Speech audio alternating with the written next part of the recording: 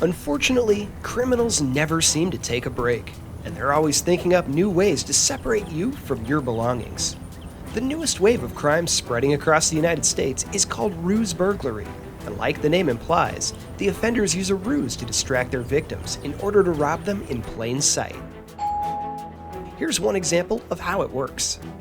In a ruse burglary, criminals will pretend to be legitimate workers who need access to your house for some made-up reason. In this example, they're pretending to be from the water department, and due to a water main break conveniently out of sight, they need to come in to check out the homeowner's water. They're counting on people's natural instinct to be helpful. After all, you don't want a disruption in your water service, do you? One criminal will then take you to a secluded spot and distract you with whatever noise they can make. In this case, a running faucet and a barrage of questions. They'll invent a reason to split up, perhaps to check out the water in your bathroom or another location. Suddenly, the second criminal has full run of your house. Because of the commotion near you, you'll never hear or notice what's going on elsewhere in your home. Criminals are looking for anything accessible to steal. Items like phones, tablets, cash, and jewelry are easy targets. If it catches their eye, odds are they'll grab it. They want to get in and out quick before you start to get suspicious, but they can still hit a surprisingly large number of rooms while you're distracted. Because they look official, people tend not to ask many questions, which gives them all the time they need to help themselves to whatever they want. After a few minutes, it's time to split, and it might still be hours before you realize what happened. One of the tricks of ruse burglars is that because they seem official, you probably won't take careful note of what they look like or what car they were driving, which can make it pretty hard to catch them later. Another variant involves asking homeowners to look at something outside the home, like a supposedly malfunctioning water meter or neighbor complaint.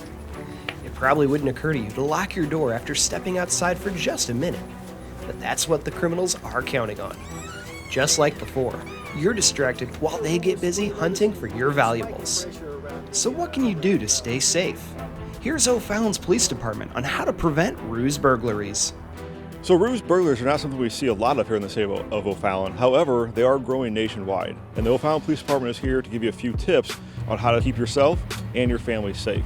So first off, if you have a utility worker come to your house and try to get into your home to do work, check their credentials. Look for a badge, an ID, or a business card. And if you feel like you need to, contact that company. So let's say the water department comes to your door to do work.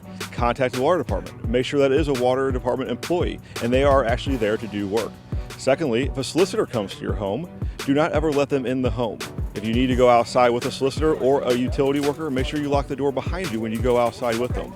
And lastly, if you feel unsafe, definitely call 911 or call us here at non-emergency number at 636-240-3200. Contact the police. We will come out and check it out. That is what we are here for, to keep the city of O'Fallon residents safe as they can be.